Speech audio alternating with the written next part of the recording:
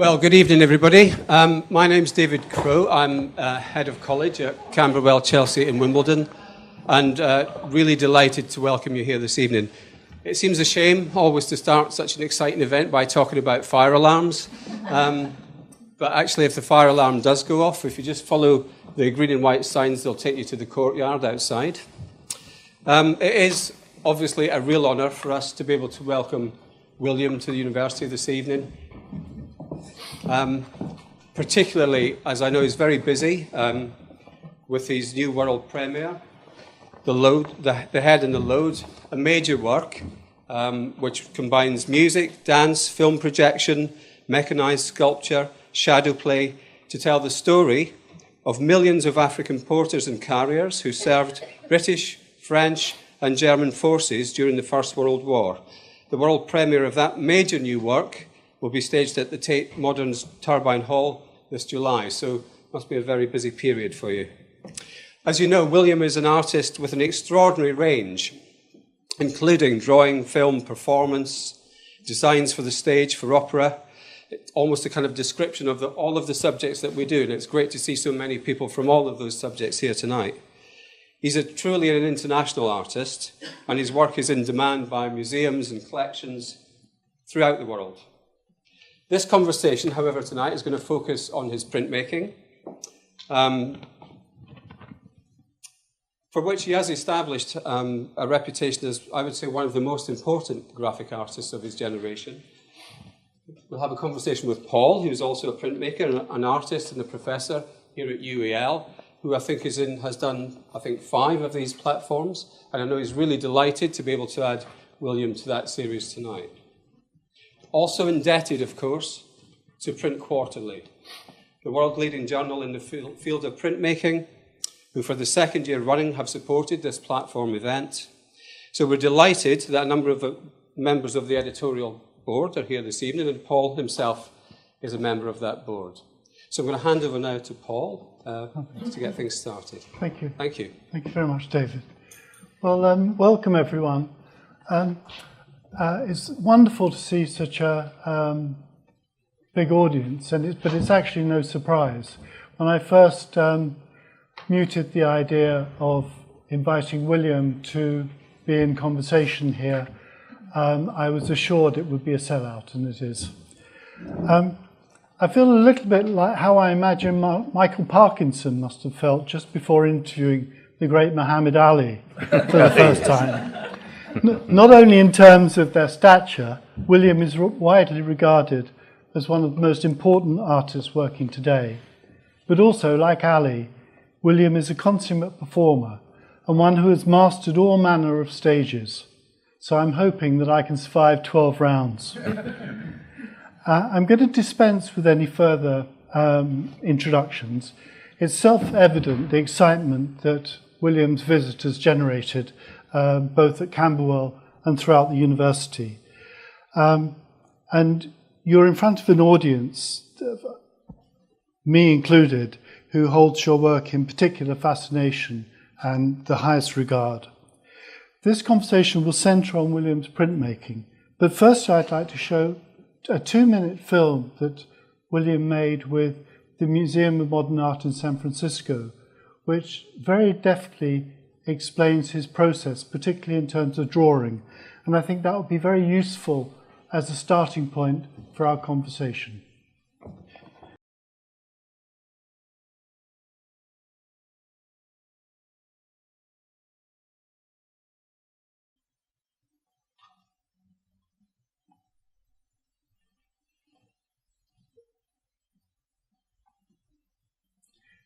Great. So, do come in. So I think this notion of drawing through time is something that permeates, obviously not only the drawings, but as we'll see later on, your approach to printmaking. I mean, I wonder if you could say something about this discovery of the way that you started to use charcoal. Well, there are two different things. The one is to talk about time, and the other is to talk about the charcoal itself. So the system of animation. And the system of animation, these charcoal drawings that get endlessly adjusted and filmed and adjusted and filmed, came not out of an idea of animation, but out of the way I had been making drawings, and thought, what would it be if one actually photographed the process of making a drawing, which was shooting a couple of frames, allowing a drawing to be made. And I realized once the drawing was made, that in fact you could continue. That would normally be a finished drawing, the landscape is drawn, one could then continue the process of adjusting, drawing, rephotographing, and suddenly what was at the moment just a drawing coming into being could then continue on its journey. So the technique presented itself rather than I thought, how do I show transformational animation? It came out. So the technique was a kind of a gift, a given. We can talk about, well, I say stuff about charcoal in that short clip. The question about time is a interesting one, because what happens in the studio is a kind of a space of transformation. And I'm sure we'll talk more about the studio, the walk in the studio and other things, but in its briefest formulation, you could say the world is invited into the studio, as it is in all artist studios. There are postcards of pictures you like, there are newspaper cuttings, there's yesterday's email, there's the drawing you're working on, there's the picture that's been left over with its face against the wall from 3 months ago. There's all the different things. Those are the tangible things, and then the intangible things, the dream you had last night, the argument you're having with your brother, all of those things are still in your head. And from all of these bits of the news that was coming through, Steve Bannon's interview, which made you incandescent last night, all of those kinds of things are there. And they then get shattered and cut up.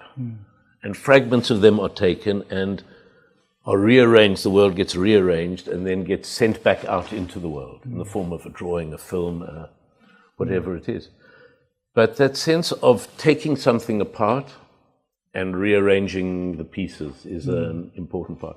And one of the ways that that happens very clearly is with time.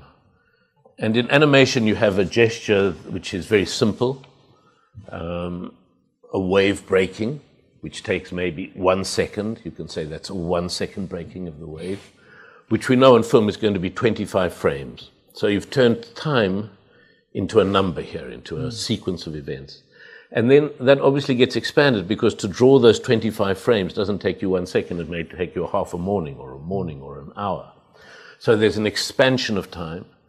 And then time gets turned into a physical object. It gets turned into those 25 frames of celluloid film. So this invisible process of the world turning gets turned into something you can hold in your hand. It's like a half a pound, a roll of film, which is 4 minutes of time that you're holding, like a discus of time. So that sense, and then it gets retransformed back into a second of time when you project the film, and the wave goes in 1 second. So that sense of the studio as a place of turning the inanimate into the material, and sometimes that's the inanimate as in time itself.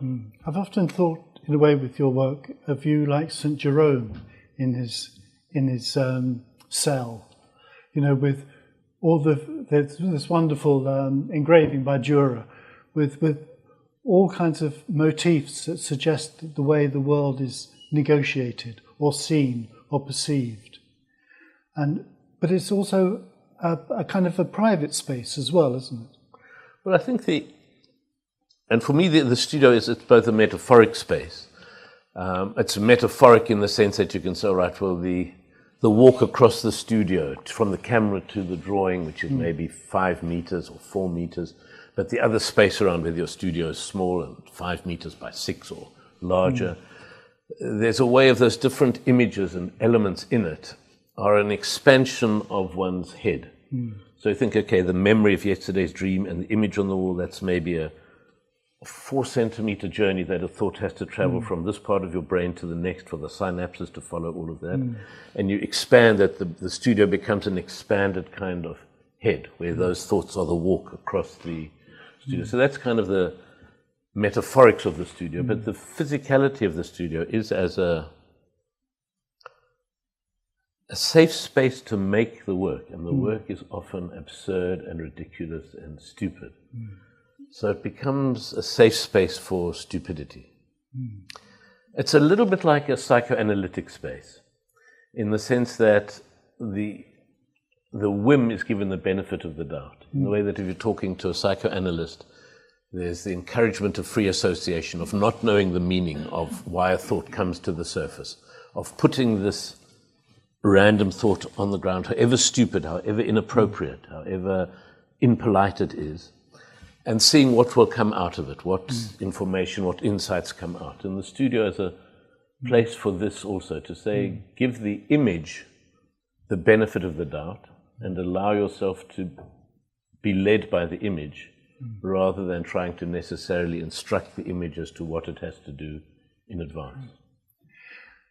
But let's just sort of go back a little bit before you before you took this brave step of going out into the world armed with a burnt bit of stick, to your grounding in theatre and also in politics, and your background having been brought up by parents that were active in the apartheid struggle. Could you say a little bit about how that how you decided to kind of move away from theatre into? Well, this first poster is quite appropriate. This was a silkscreen print made for a student theatre production for a small sort of agitprop student group in the 1970s and 80s.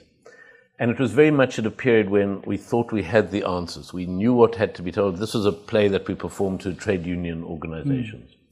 It was the story of a man who applies for a job, and the only job available at this factory, they have no jobs, but they have a vacancy for a watchdog. And the man says, well, he'll take the position as the watchdog, and the story is how he turns into the dog. And language becomes simply barking. That was the polemic of the piece. And so this was done. This was what I would also, one of the things which is we can come back to with the prints. But this I would describe as kind of applied art. In other words, the impulse behind it was not the impulse to make an image, but the need for a poster for this theatre production. And this is one stage different. This uses the same technique of the poster. The format of the poster, a very simple silkscreen, very simple silkscreen, but it's done not with a clear program in mind. It had to do with ambiguity, the battle between yes and no, that instead of it being a clarity of answers, it becomes kind of no, yes as noise, a kind of anagram of noise. And in some ways this has an echo in Bruce Nauman's work and the way that he makes language so unreliable. It is. I'm trying to think when I was a student, which would have been in the mid-1970s, although this wasn't probably made in the 1980s, the mid-80s, or late 80s. Certainly Bruce Nauman was the star of the international art world. Yeah. And I was completely perplexed by his work, as I was by... I was very conservative. I thought that Carl Andre's pile of bricks in the Tate was rubbish. I was there with the Daily Mirror saying, we should spend this money on that. With Bruce Nauman, I couldn't understand a lot of the things that he did. I still have a love-hate relationship. There's a lot to be said about the imperial entitlement of the kind of work that it was possible for Bruce Nauman to think he could make. But that's a complicated argument about what is possible in the center and what is possible in the periphery of the art world. But yes, the way he worked with language was completely intriguing. And let's go on to Johannesburg, the second greatest city after Paris. Yes, it's the most wonderful title. How did that come about? This was the first of the animated films which you saw various extracts from in the clip that Paul showed. And I'd been making charcoal drawings and doing some exhibitions of charcoal drawings and prints. And at a certain point I thought, is this my life? One exhibition of charcoal drawings every year. I'm now 33. There's another 50 years of charcoal drawings. I will not survive this. I will not survive my life. I need to find something that is outside of that has no place within this, within that world and that shape. And the first animated film was made in that regard, that it was done for myself with no expectation it would ever be exhibited, shown in an art context. And so I allowed the images to come from anywhere. And in fact, the title came from a dream. Johannesburg, second greatest city after Paris. Didn't know what it meant. And the title of the names of the two characters came from other dreams. And if I'd known at the time I'm going to be stuck with these characters and this technique for the next 30 years, I'd have taken more care with who the people should be and who they should represent, and the demography of who's shown and who's not shown, all of these kinds of questions of correctness which weren't there because there was never that expectation. And in fact, when the first invitation came to show these films in an exhibition, which was by David Elliott, who was the curator of the Museum of Modern Art in Oxford, he came to South Africa to put together a show, and he said he wanted to show these films. My response was, I was insulted. I said, you can't show, these are films, they're not art. Here are my drawings, show the drawings. What do you think you can do? You can't show a film in an art gallery, that's preposterous. And I had to be dragged kind of kicking and screaming to understand, in fact, that was what I was making and doing. Now, there's something as well that's going on that I'd like to talk to you a little bit about in these in these drawings, and that's the idea of the South African landscape. Because, within the European tradition, we see landscape as something to refresh, to sustain. Obviously there's whole aspects around ownership and property and things like this. But your South African landscape is a dangerous one, isn't it? Well, it's to try to do this quickly because there's a lot to say about it.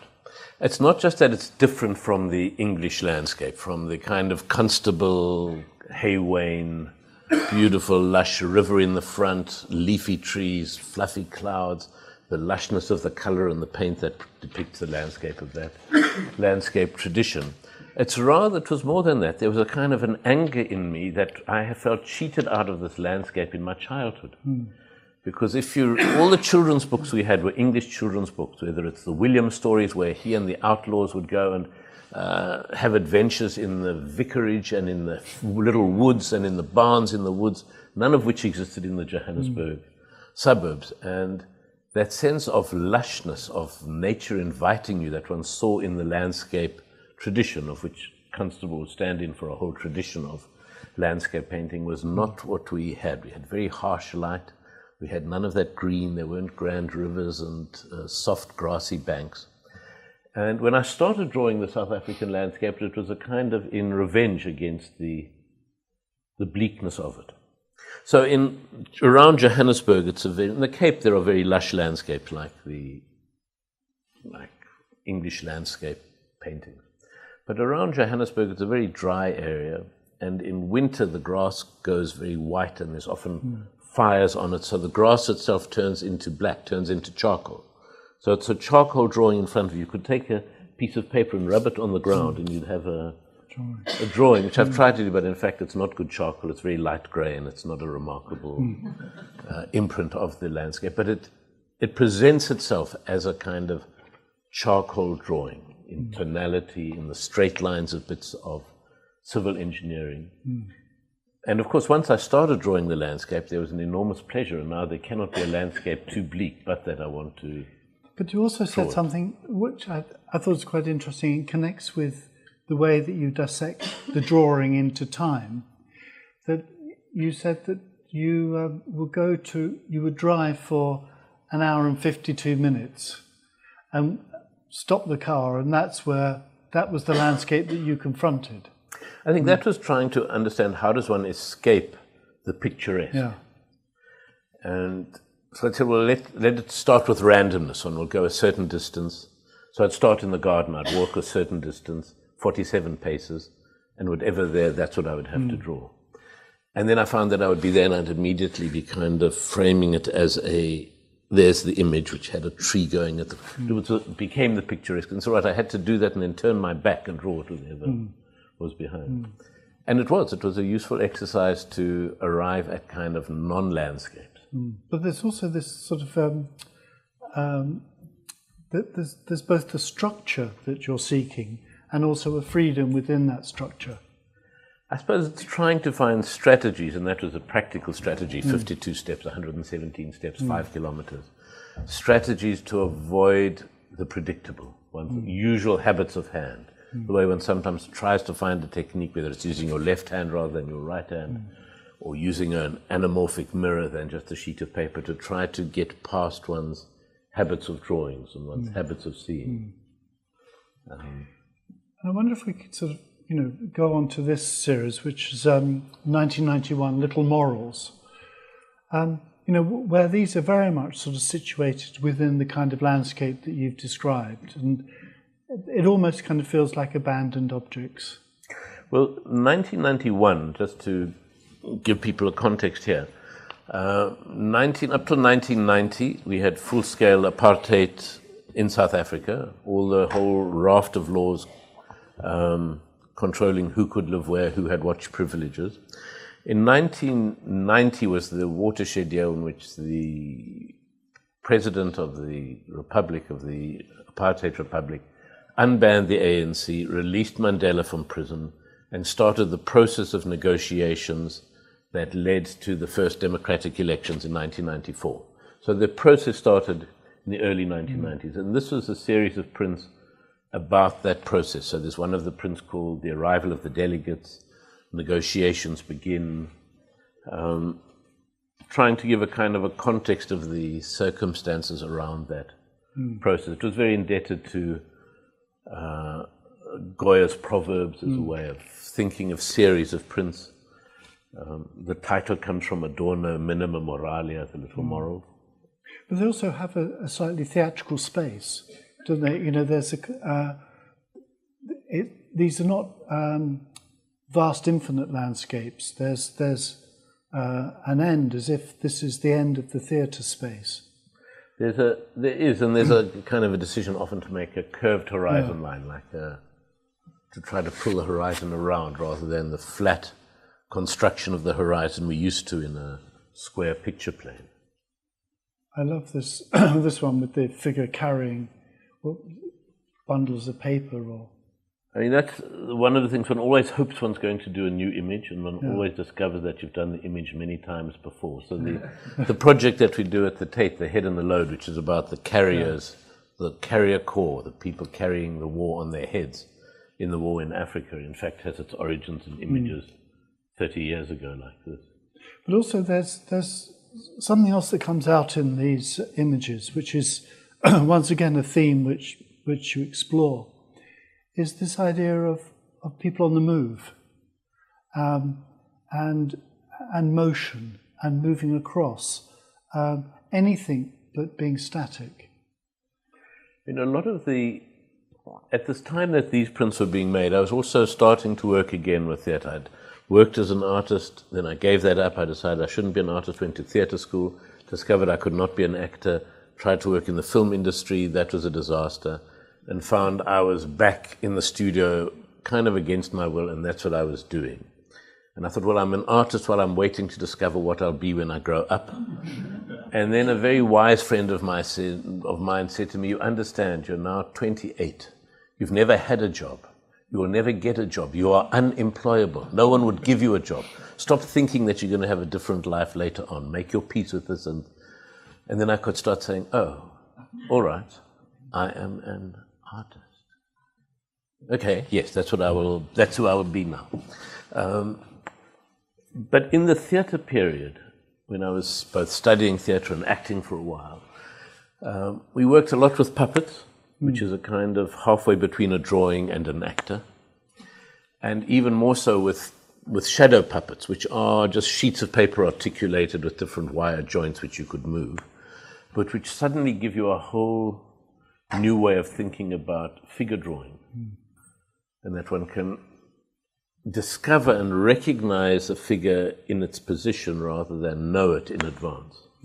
So that very often the figures are made out of different sections which get shifted and turned and moved on each other until suddenly an attitude feels correct or recognizable. It becomes, you recognize who it is without knowing it. So, for example, to draw a horse rearing on its hind legs, it's very hard, unless you Delacroix, to know how to draw that just straight. But if you have the legs of a horse and a piece of paper that's its body and a piece of paper that's its neck and a little square that stands in for its head, you can give it to a 9-year-old and they'll adjust them, and suddenly you'll have a horse rearing on its hind leg, which we recognize even if we don't know it.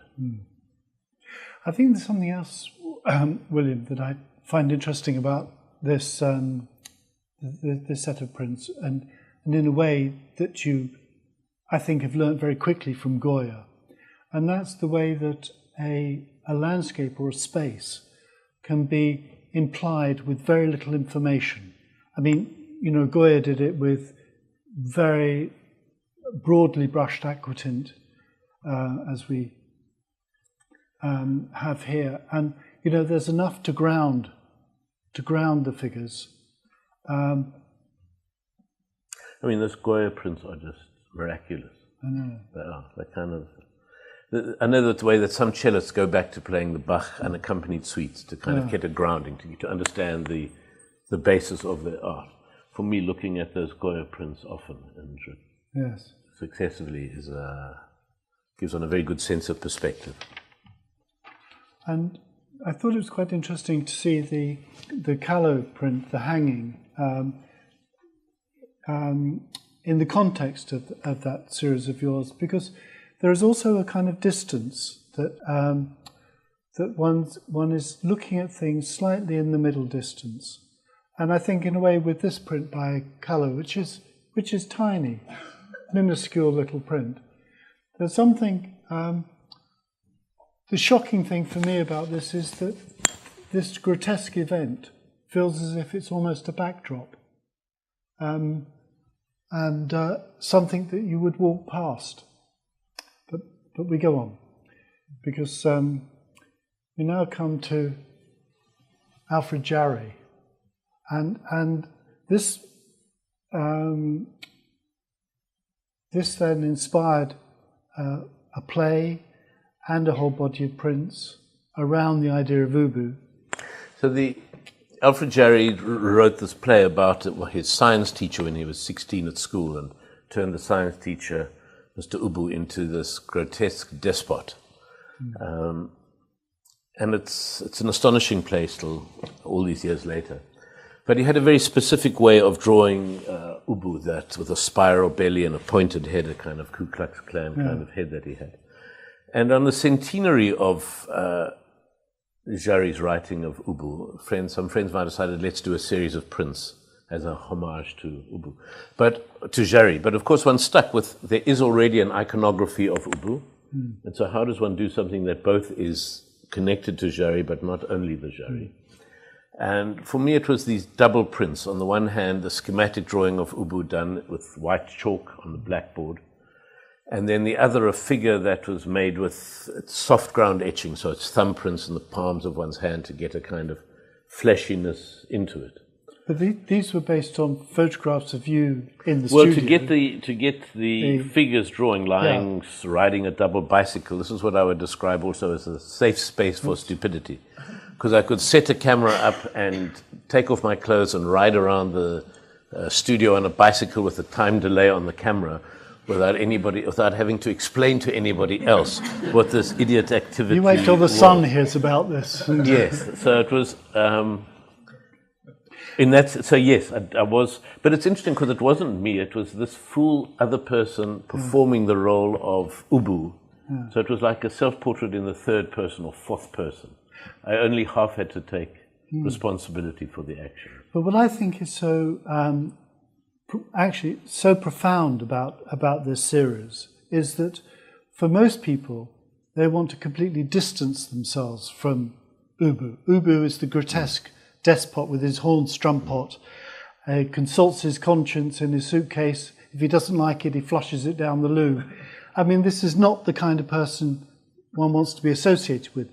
But I think that, for me, what you're saying here is that whether we like it or not, there is something of Ubu in us, and wrestling with that. Yeah.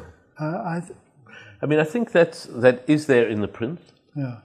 But I must it would be claiming too much to claim I was thinking about that while making the Yeah. print. I knew, I suppose, it had to be me as the second figure. So I think at a deep level, what you're saying is right. But at the immediate level, I was kind of blind to that. Yeah. I think one very often is blind to the actual subject one is talking about in the works that are made. Yeah. Well, I mean, when you talk about drawing peonies, you know, the flowers become a reason for something else. And you follow on with the...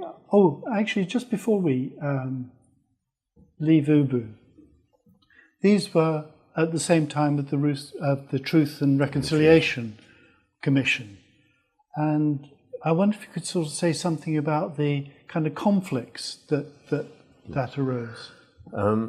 So during the negotiations between the apartheid government and the African National Congress, the new government coming in of the liberation movement, there was a negotiation, should we have Nuremberg trials in South Africa? Should we have a general amnesty?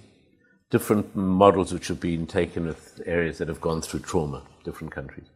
And it was decided that the best we could do would be to have this commission of inquiry into what had happened in South Africa in the apartheid era, the human rights abuses.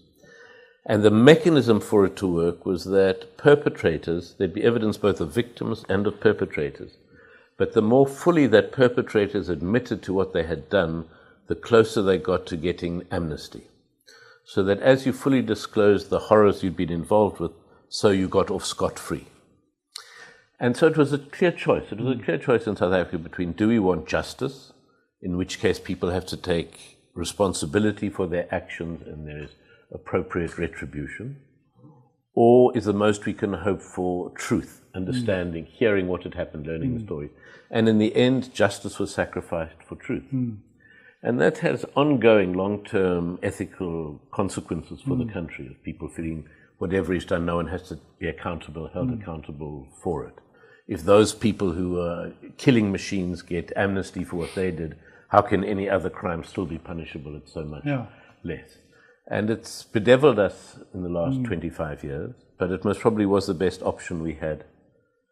So that at the end of the period of hearing this Truth and Reconciliation Commission, everybody knew what had happened and who had done what to who, which is very unusual. In most places where there's been a quasi-civil war, there's a huge amnesia about the history. I mean, Spain is only now starting to talk about what happened in the Civil War. But I think in a way your prints allude to that kind of conflict. They do. Of holding two things together, you know, without having to sort of come down one side or the other. Well, I mean, there was a theatre piece that came out of these set of prints. The prints were the starting point, and from this came a theatre piece called Ubu and the Truth Commission. But just to explain also, to explain again when I talk about the stupidity of the studio, where different things come together, I'd in fact committed myself to two projects. One was to work with a choreographer, and I thought, well, we'd work with these Ubu drawings with a dancer in front of a screen, and there'd be charcoal or chalk animations projected behind, and this double figure of a dancer, and the image would be a dance piece that I'd work with a choreographer. At the same time, I'd agreed to work with a puppet company on a piece about found testimony, which was going to be, we discovered, would be the material from the Truth and Reconciliation Commission. And at a certain point, I realized I'd taken on more than I could do, two different projects happening at the same time, and sort of just taking it in my hand and said, well, let's smash the two together and see what happens. So we had the sober evidence of the witnesses at the Truth Commission and the burlesque of Ubu and Jaré's depiction of Ubu, and the test on how close could the burlesque and the archival come together. And we discovered the closer they were together, the richer they became. But this, again, was not a good idea. It was something that was found by forces outside of itself, outside of the good idea. Sorry about this keeping coming up on the outside. I think I knew this would happen because there's so much to talk about. But there's then sort of, in terms of your printmaking, there's sort of quite a big leap from the quite small scale direct etchings and aquatints to a print like this, which is 2 meters high, telephone lady. Can you say something about? Yes, the key thing which was originally drawn as a woman carrying a telephone on her head, one of the porters carrying a telephone on her head, but it's just the proportions felt wrong. It needed to be too thin and higher and too high a format of a print. And at a certain point I realized, okay, what we could do, if we want that sense of the telephone on the woman, we can take out her head and the telephone can drop down onto her shoulders.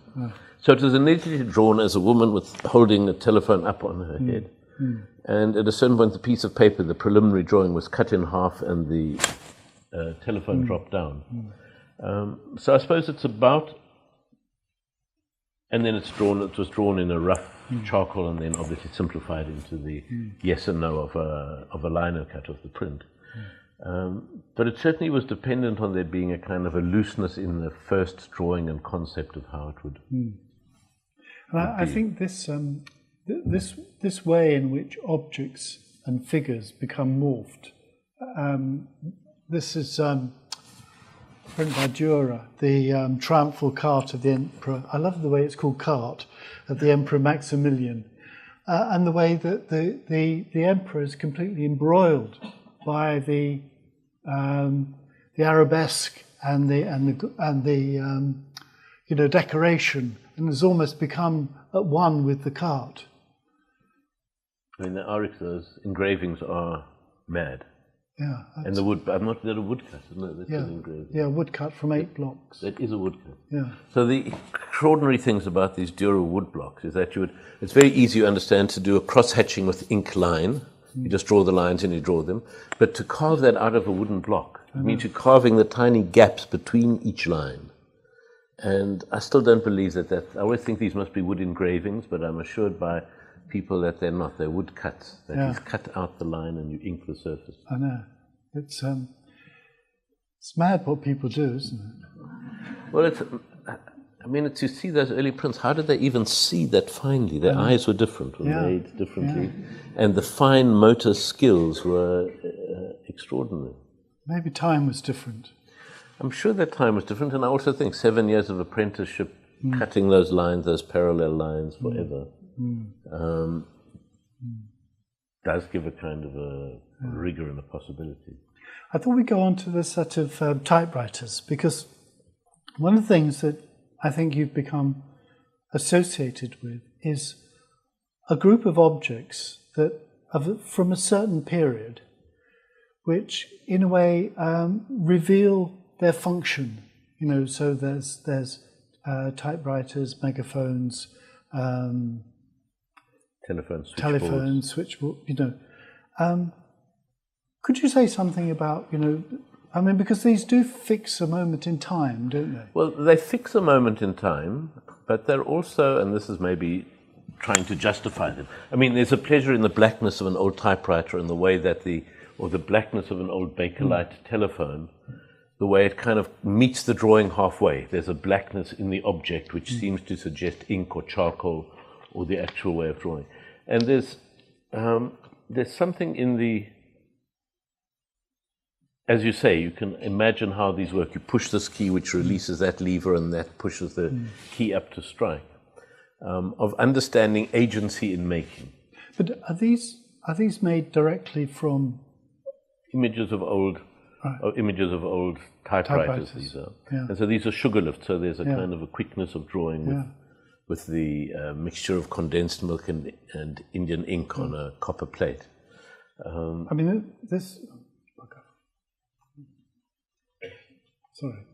But sometimes, even though they're old objects, so if you think of an old telephone switchboard in the 1930s, even up to the 1960s, if someone was wanting to make a call from one person to another, you would take a physical cord and you would slot the cord into the hole that corresponded to the other person's telephone.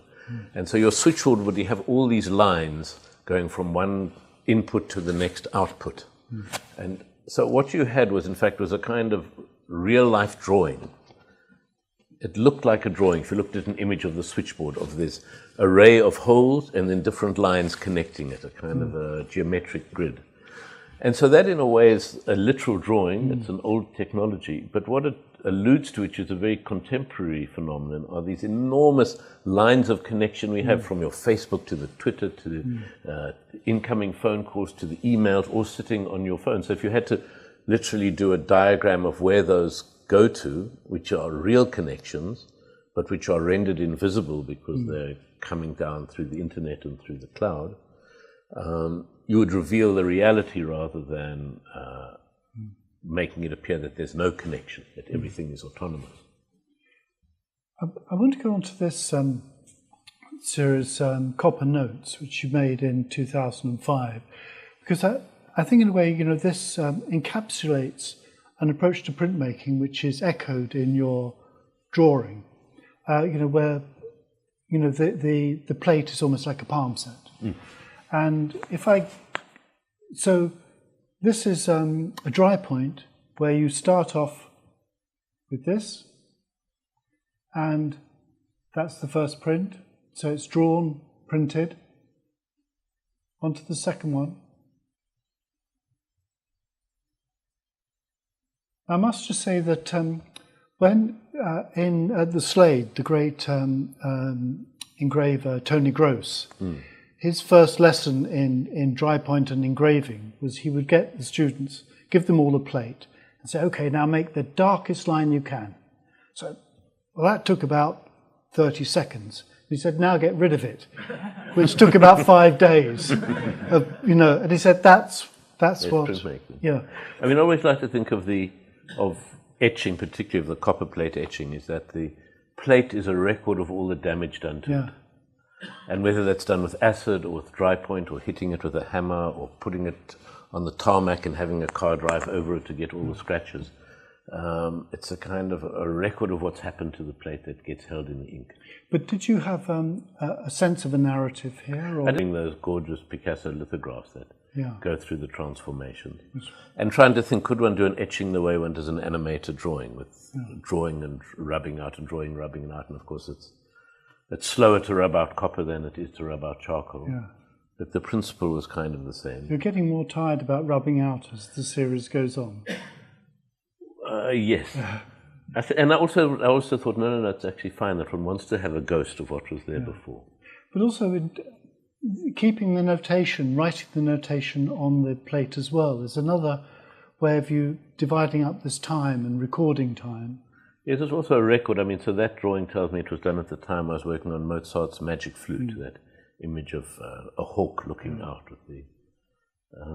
so it was also a kind of diary. And this is the William referred to, these different bulls. Bulls. If only his mother had put him down, it would have given us all a lot more space. Yeah. Anyway.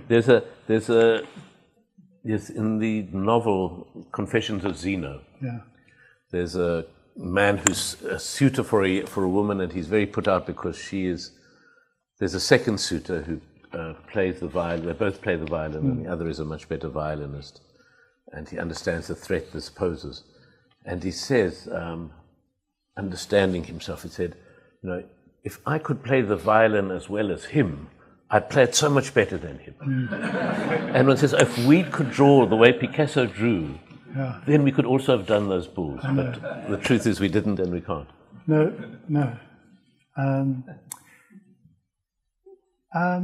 Now, I mean, one of the other forms that you work with is the artist book.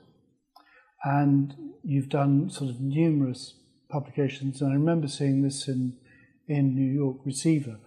And this uses the sort of the transparency of the paper as an element as well. So you've not only got the sequence of pages, but what is behind the image is being revealed as well. I mean, the different artist books obviously have different origins, and often the different publishers influence what the book is. So with Arian Press in San Francisco, they essentially have a hot metal typesetting And that's the starting point of the book. This book, Receiver, was published by Dieudonné, which is a paper-making institution in New York. So there the book starts from the paper.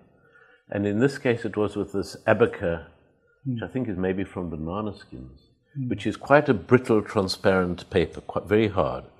And the thing about it's most probably the hardest paper there is to do a print and etching on. And we were working with a great etcher, printmaker, Randy Hemminghouse in New York, who undertook the challenge of printing dry point and aquatints on this very hard, brittle paper. And there was an enormous wastage rate of prints that were almost right, but the paper shattered at a certain point. But it did make the possibility of these semi-transparent etchings. Absolutely beautiful. And I think, here, these images sort of refer very much back to your idea of the studio as being a laboratory, of trial and error. That's gorgeous. And a whole range of processes, presumably. There's dry point, aquatint, split bite, I think. And photogravure, those particular ones are photogravure. Sometimes photogravure with dry point on top of it. Yeah.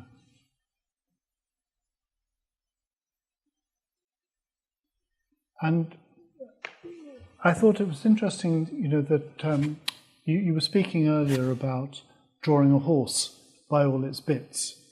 And here, in a way, is a figure that has been put together.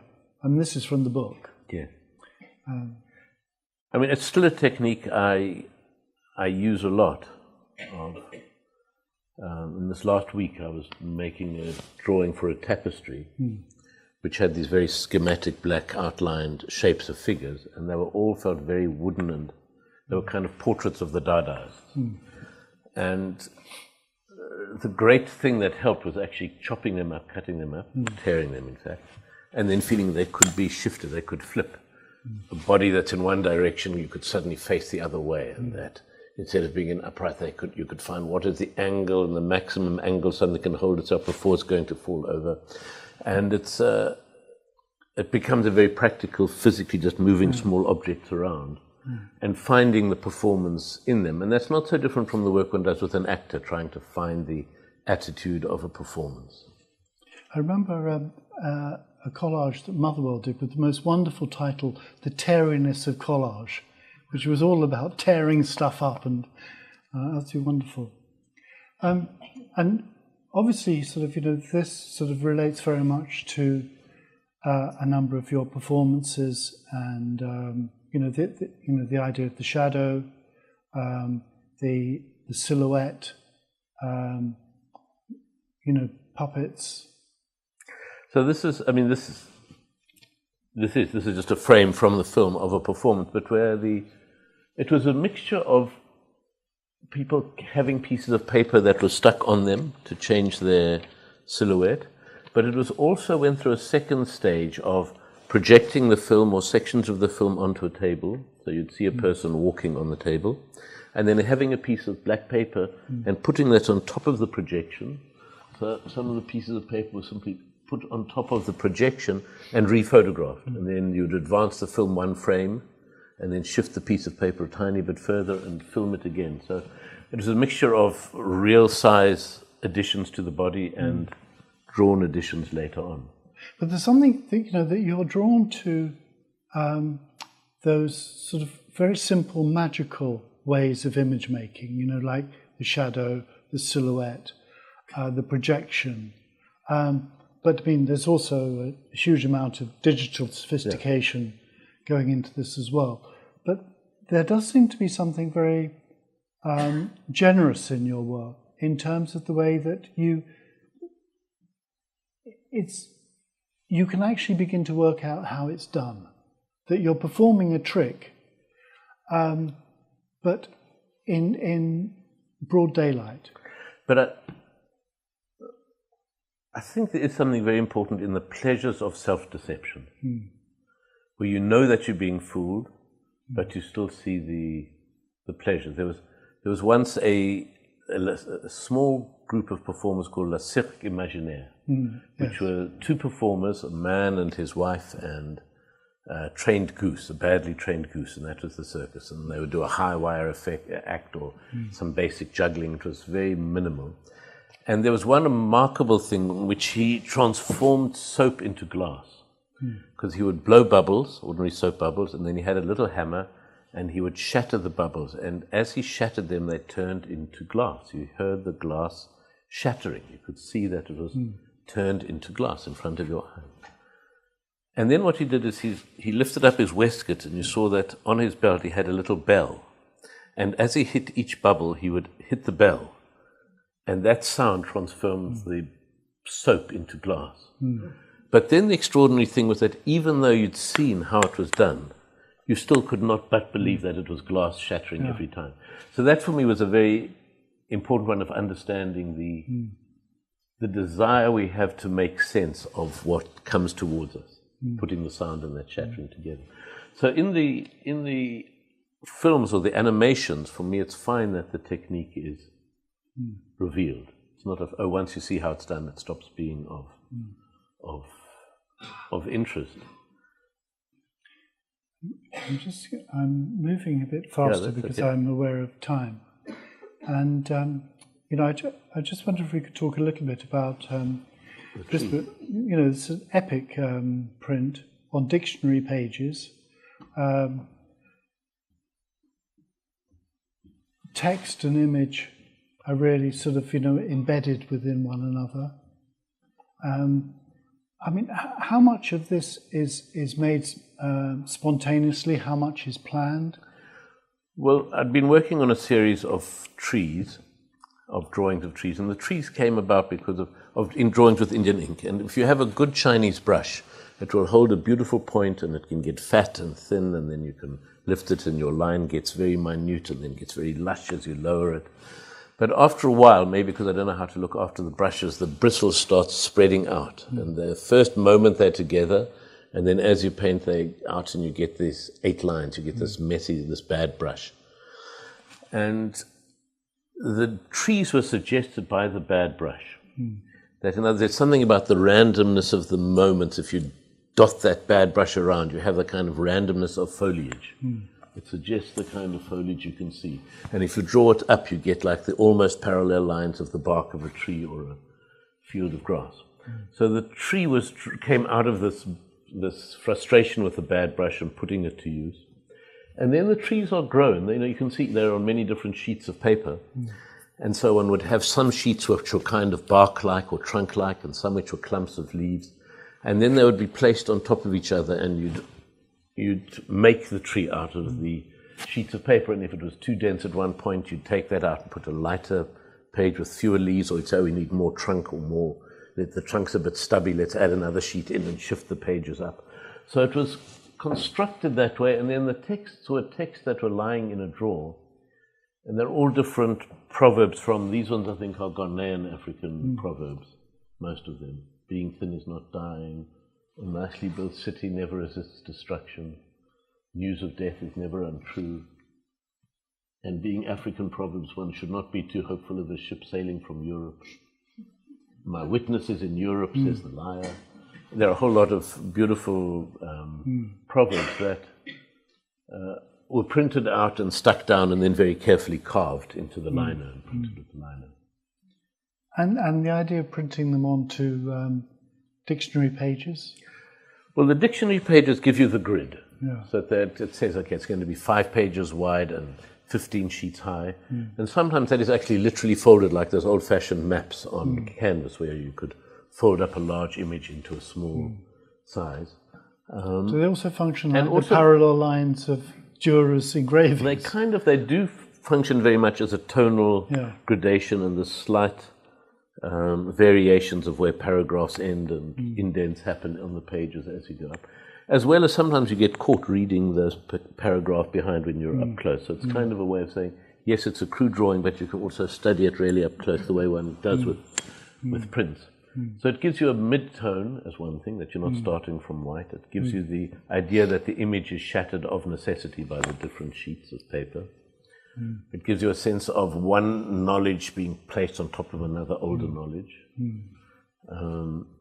It's acknowledging the tree in the book, the fact that the book has been made out of trees and there's a yeah. new tree on top, and now Yeah. go back. So that kind of Yeah. the medium of it. William, we just got time to just talk a little bit about the nose, because this is a huge series of prints set within Soviet Russia. This was an opera as well. It's an opera by Shostakovich based on a short story by Nikolai Gogol. And in a sense, in one sentence, a man wakes up one morning and finds his nose has gone. And he spends the short story in the opera trying to get his nose to come back. And it's difficult because the nose is now of a higher military rank than he is and won't have anything to do with him. So it's about the terrors of hierarchy.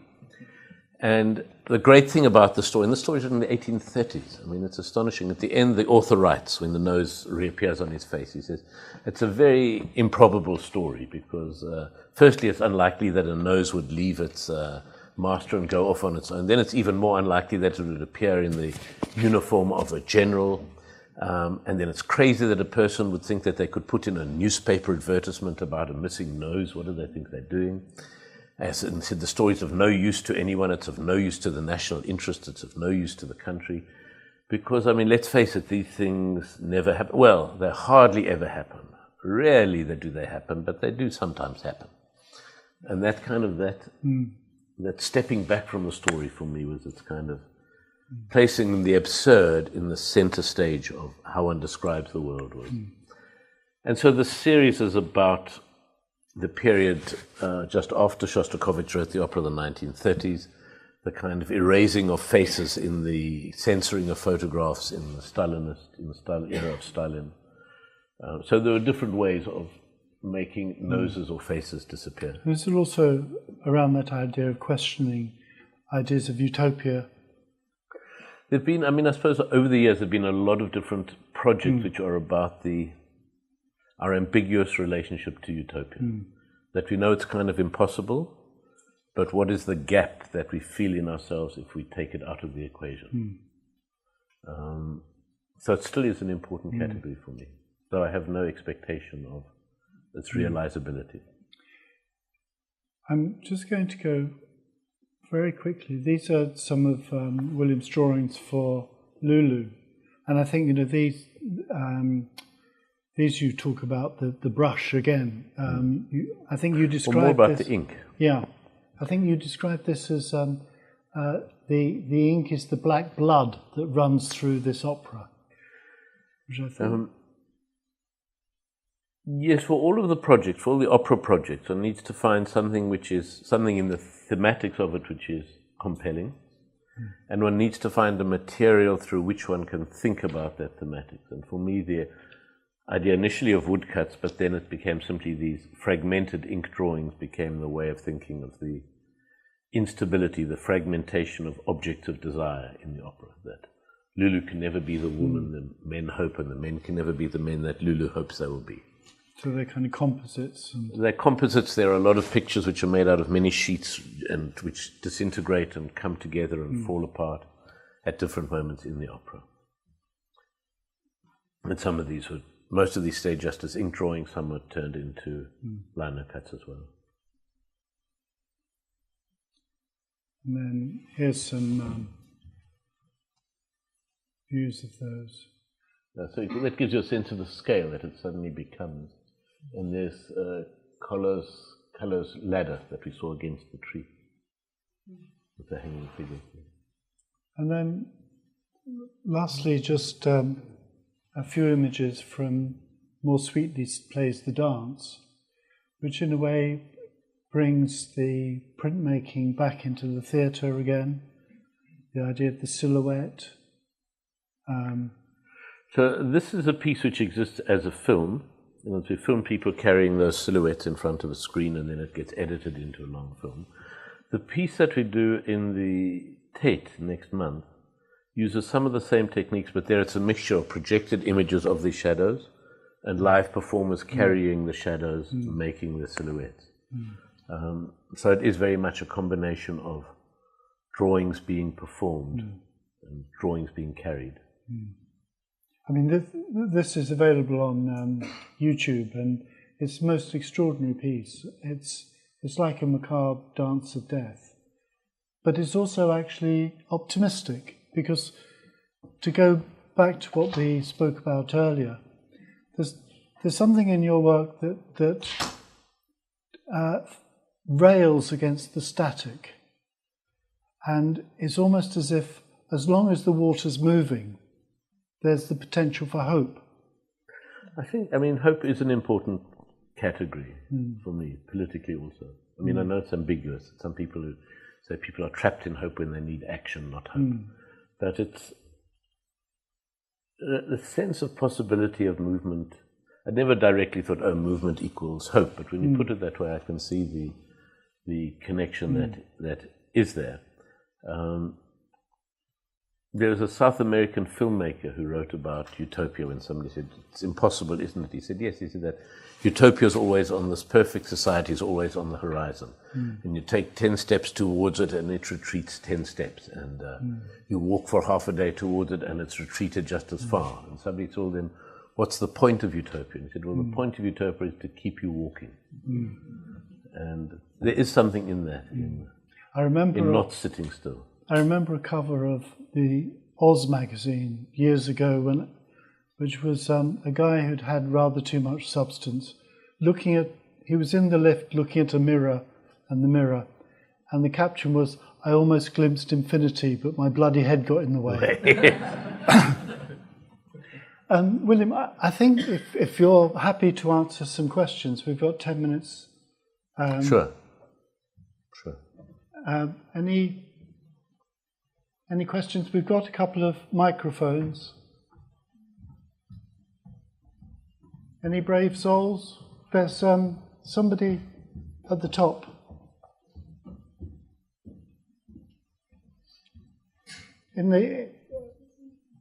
Someone in the black and white sweater.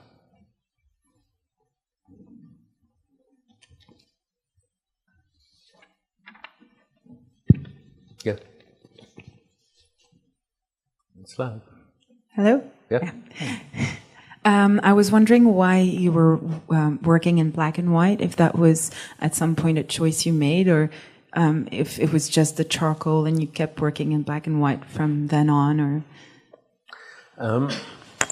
No, I think there are some artists that think in color, and that they would start an image with flooding a surface with the color and working into that. And I mean, when I was a student, one started doing oil painting. Oil paint on canvas was what it was to be an artist, and that's what I did.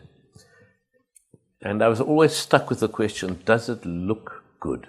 And if you're an artist and that's the question you're asking yourself, that's a very bad sign about how it looks. And then I did a 4-day summer course in etching.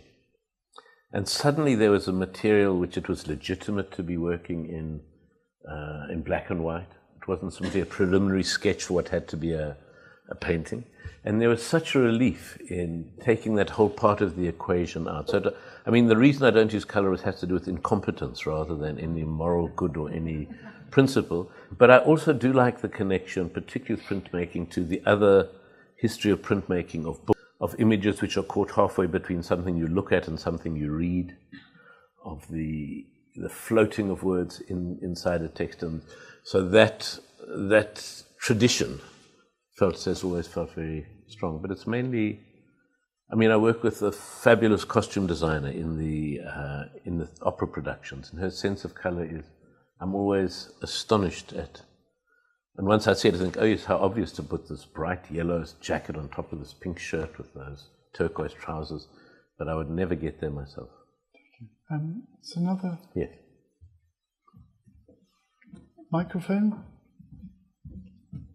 I think the mic is good. You work with quite a few favorite composer, favorite set designer, and various.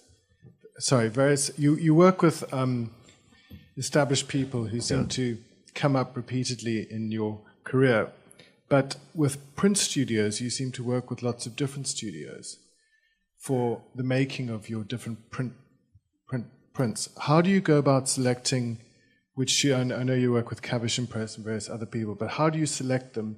Who gets to do what? It's a mixture there. So a large series of woodblock prints we've been doing. The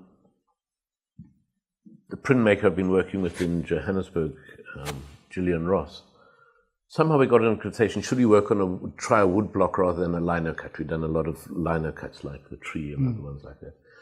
And then gradually that expanded, and the size of the blocks and the combination of the different wood grains and what we would use became a kind of a joint project. And so that's expanded, and it's lasted 2 years. So that woodcut project feels located in that studio. There's a particular lithographer in White River, Mark Atwood, with the Artist's Press. And so all lithographs are made with him. And the person who makes photogravures in New York, Randy Hemminghouse at Rutgers. So all photogravures I've made. So it partly has to do with techniques, but I know working with different etchers, with different etching studios, there's such different techniques of inking up, of how rich a dry point will be, how thin it will be, that the making of a print is always somewhere between the artist making it and the particular print studio or printer that will be doing it. And so there's always an understanding that that conversation will change the print rather than it's a finished thing that will look the same forever or be less or better done by different print studios. They'll be fundamentally different. Look. Okay. Question at front here. Well done, Luke. Thank you very much for a fantastic banquet this conversation has been. Could I just go back to your thinking about the Truth and Reconciliation Commission, and you put it so precisely: do we want justice, or is the most we can hope for truth? And in the end, truth.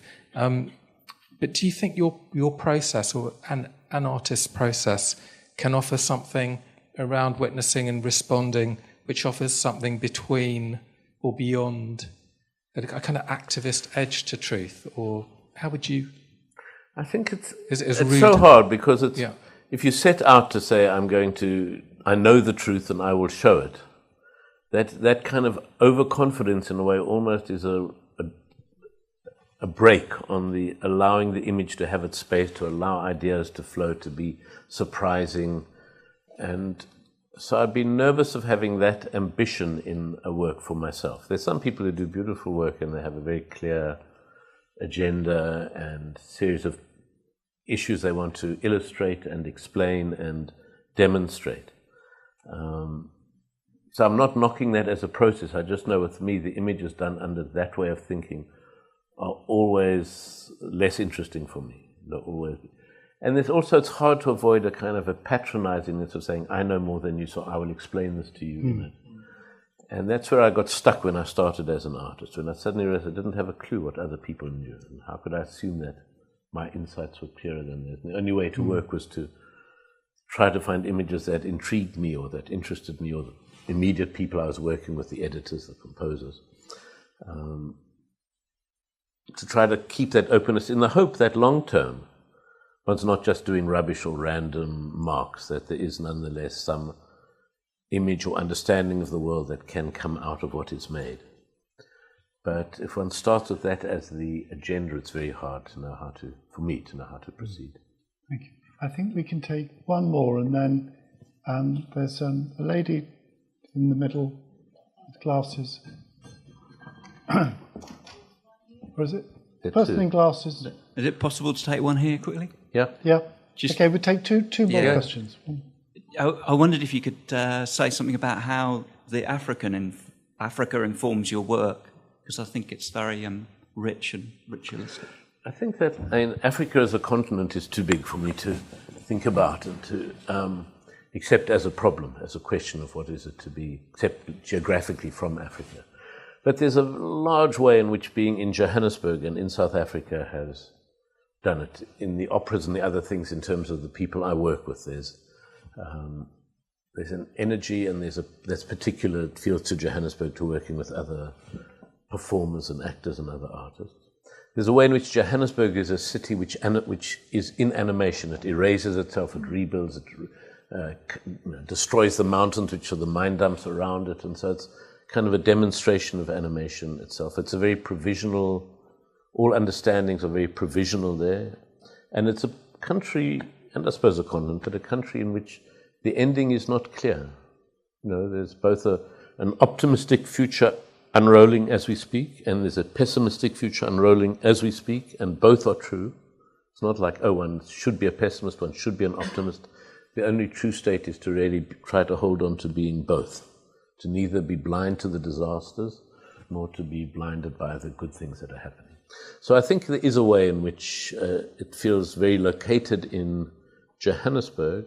There's a long, complicated answer which we won't hear of relationships to traditional African carving and that whole area of understanding the world that was blighted by my first 30 years under apartheid, of what one could look at and not look at. One more final question. Yeah, I'm not a lady, but I am wearing glasses, so I hope I'm the person you're asking to speak. I wanted to take up a rather throwaway line that you made about Bruce Nauman and imperialist art, and I wanted not to follow that up particularly, except insofar as your own work, whether you see it as an advantage being on the kind of periphery, well, certainly not from an imperial country, and whether you, if you're aligning Bruce Nauman with imperial art, whether you align your own work with other artists. No, I think it was, there was just a sense that if you were in Paris in the 1917, whenever it was, you were right at the center of everybody talking and looking about what was possible and not possible with art. So if you make a urinal as your work of art, it has a huge ripple and can be seen and understood and scandalize people but become part of the conversation. Whereas if you were in Nigeria and you happen to say in this small colonial exhibition, I'm putting this urinal as my work of art, it would disappear. It would be ridiculed, but it would have no ripples. It would not have had that. And so Bruce Nauman can do a piece where he says, I'm going to just walk with contrapposto. I'll shift my hips with this beautiful lithe body as I walk across the studio, and that's enough. That's my work of art. And so for someone in the distance, you say, all right, it's astonishing to think, okay, the performance of the artist in the studio is a valid subject, which it became for me, thinking about what happens in the studio. But I would never dare to say, it's enough just to walk slowly. There's a kind of confidence of the world around you, of the art world circling around you, for that to be the work. So I have to do this whole series of Méliès in his studio and remake the journey to the moon. There's a kind of a pressure to have to give an extra layer. It would feel too laid back, too privileged to say, well, that's enough. I will be in my tower and I'll walk up and down and that's all. But I'm completely indebted to him having done that. I don't know if that completely answers the question, but it's in that direction. Well, I just wondered whether you see it as an advantage to yourself. It is. I mean, it has been. Practice. There are ironies. It was an advantage to me that all the period I was starting to make my animated films, there was a cultural boycott against South Africa, so that I was not terrorized by what are the images in the art magazines, the way people on the peripheries of the art world are. What's being done in New York, what's being done in Berlin, oh, this is in the Biennale, I must do work that looks like that to be seen. There was no expectation of it, and so I was doing these rather odd animated films, and when the cultural boycott ended, when apartheid ended, curators came and looked and saw the work, and it already had found its kind of form and its language. So that was a piece of good timing and good fortune. To be in a society in which you feel the endings are so yet to be made and decided is certainly an energetic place for an artist to be.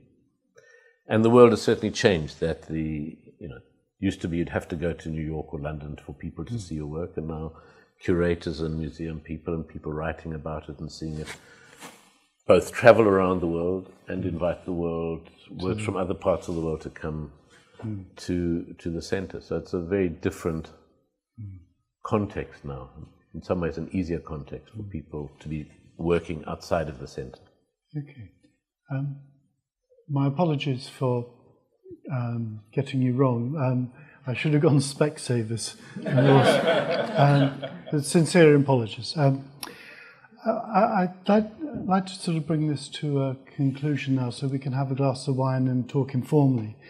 I'd like to thank William for his generosity with which he is engaged this evening and for the insights he's given us.